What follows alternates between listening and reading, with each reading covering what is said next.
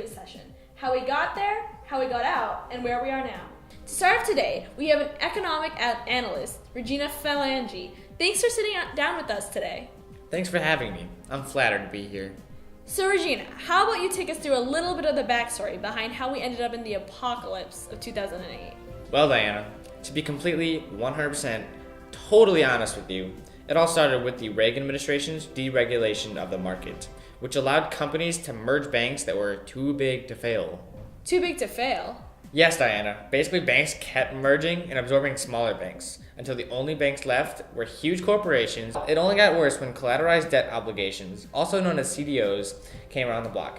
CDOs were created by investment banks to allow subprime loans or volatile loans to be grouped together into a package and sold together from the blanks to investors. But how did the investors not see these CDOs were composed of subprime loans? You're probably asking your unintelligent self right now. Well, what happened, sassy Sarah, was that investment banks paid off rating agencies, such as Moody's, to give overly optimistic and misleading ratings on CDOs. Investors then failed to look beyond the amazing ratings that were given to these CDOs and invested in them without knowing that they were likely to fall through. This is where things start to get dicey. Wall Street investment banks bought credit default swaps from loan insurance companies such as AIG, which serve as a kind of insurance that would supplement money in case a CDO failed. The thing is, Sarah, the banks knew the CDOs would fail. And with this money, more houses were being bought on loans and mortgages. As expected, these loans would not be able to be paid back, and the houses went into foreclosure, which led to the housing market crash. And thus starting the 2008 recession. Well, look at you. You finally know something. So obviously the Bush administration had to have done something about the crisis, right? Here's the real kicker. The government had to bail out these Wall Street banks due to their essential role in the American economy. And if they were to fail, so would the rest of the economy. Seems like there's something wrong with that picture. Is that all Bush did?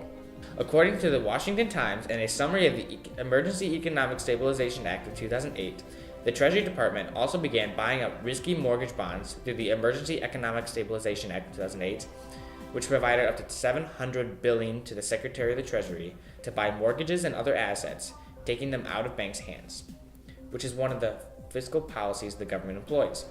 This was used together with the Troubled Assets Relief Program in 2008, which is a program of the United States government used to purchase toxic assets from financial institutions. And how did the government help people in economic turmoil? Well, Congress also passed the Economic Stimulus Act of 2008.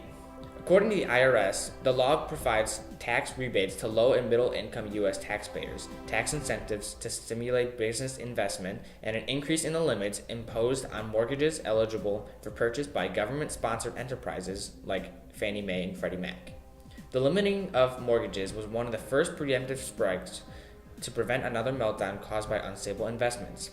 But really, the main government support came during the Obama administration in 2008 and on. Funny you say that, because we have another special guest coming to join us who happened to work in the Obama administration during the crisis. Thank you, Regina, for your help explaining how the crisis came to be and the immediate response from the Bush administration. And with that, we are now joined by Christian Kassab, an economist who worked with the Obama administration during the Great Recession. Welcome, Mr. Kassab. Thanks for having me, Sarah. So Regina left us with an extraordinary recap of the events leading up to the recession and a brief summary of the Bush administration's response to the crisis. But could you explain how the Obama administration acted to the crisis once he took office in 2009? Well, I'd like to start by saying that although the recession, while it officially began in December of 2007, definitely impacted the economy in 2008 and onward. So President Obama already knew he was going to have huge economic problems to tackle once he became president. Therefore, he already started creating solutions and preemptive strikes. However, some credit must be given to the Federal Open Market Committee, who had already been acting since 2007. For those of you who don't know, the Federal Open Market Committee is the branch of the Federal Reserve System that determines the direction of monetary policies. The Federal Reserve is the central banking system of the United States. Yes, and the Fed began with traditional monetary policy actions by reducing the discount rate from 5.25% in September 2007 to a range of 0 to 0.25% in December 2008. The discount rate is the rate the Fed charges banks for loans to be taken from the government. By lowering these rates, banks were able to loan more money from the government and consequently raise the money supply. That makes sense. more money into the system can act as a stimulus for economic growth. Absolutely. And on November 2008, according to a publication on the Federal Reserve site, the Fed created a program known as Term Asset-Backed Securities Lending Facility, or TALF, to support owners of securities backed by various loans. Later, the Fed created explicit calendar guidance in August 2011 of exceptionally low levels for the federal funds rate at least through mid-2013, and eventually raised the funds rate from zero based on the unemployment rate and the inflationary conditions. Back to fiscal policies. What exactly did the Obama administration and the government do to help the economy? Well, according to the New York Times, Congress approved the American Recovery and Reinvestment Act in February 2009. The ARRA's purpose was to end the 2008 recession by spurring consumer spending and saving between 900,000 to 2.3 million jobs. More importantly, it instilled the confidence needed to boost economic growth. What exactly did the ARRA provide? The ARRA employed Keynesian ideas, increased government spending to stimulate the economy in times of a recession. The idea was that the act would create jobs and reduce capital gain taxes for small business investors. Another part of the act was Obama's stimulus checks, which distributed money to the public. Stimulus money was also used to construct roads or public buildings, stimulating the economy. So the government basically employed expansionary fiscal policies in a time of recession. Keynes would no doubt be glad his ideas stayed relevant. I'm sure he would be. Although all the government spending used to create jobs and stimulate the economy did leave the nation with massive debt, it probably saved our economy from further turmoil. Despite this recovery, obviously many changes were made to prevent such a collapse from happening again. You must be talking about the Dodd-Frank Reform and Consumer Protection Act in 2010. I've heard that this act may be overturned by a current president-elect. That'd be a very scary thought, since according to an article from Investopedia, some of these acts create bureaus such as the Financial Stability Oversight Council and Orderly Liquidation Authority, which monitor the financial stability of major firms whose failure could have a negative impact on the economy. Similarly, the new Federal Insurance Office is supposed to identify and monitor insurance companies considered too big to fail. Not only that, but changes such as the Volcker Rule restrict the way banks can invest, limiting speculative trading and eliminating proprietary trading. Dodd-Frank even created the Orderly Liquidation Fund, which provides money to assist with the dismantling of dangerous financial companies that manipulate our tax dollars.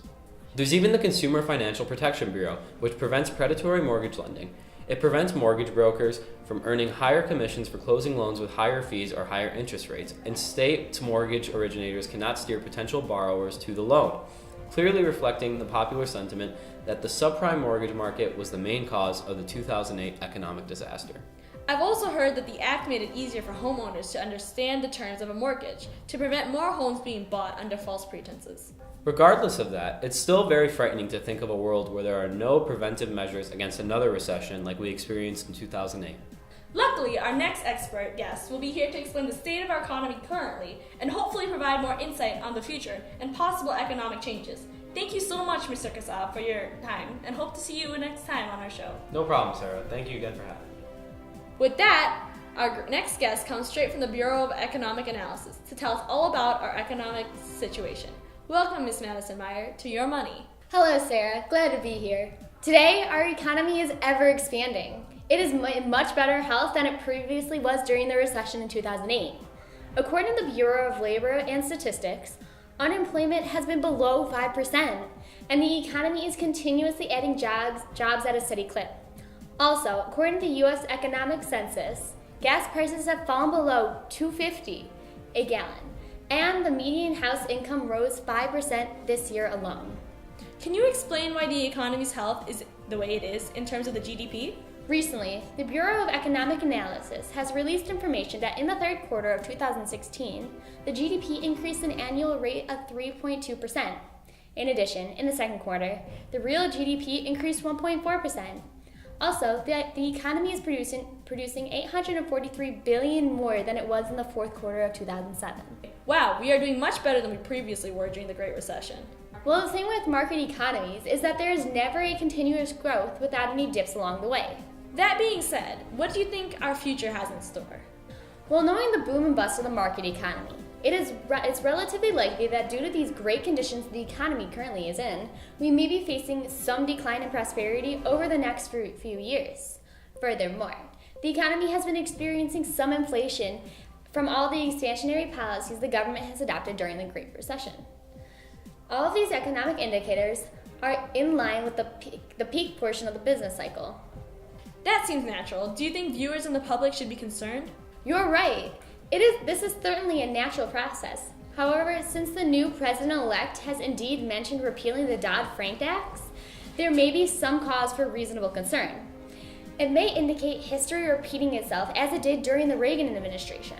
However, there has not been concrete evidence of this act being replaced, therefore, any concern must be maintained at a reasonable level. Well, thank you, Madison. That concludes today's segment of Your Money. Thanks for watching, America, and have a bullish day.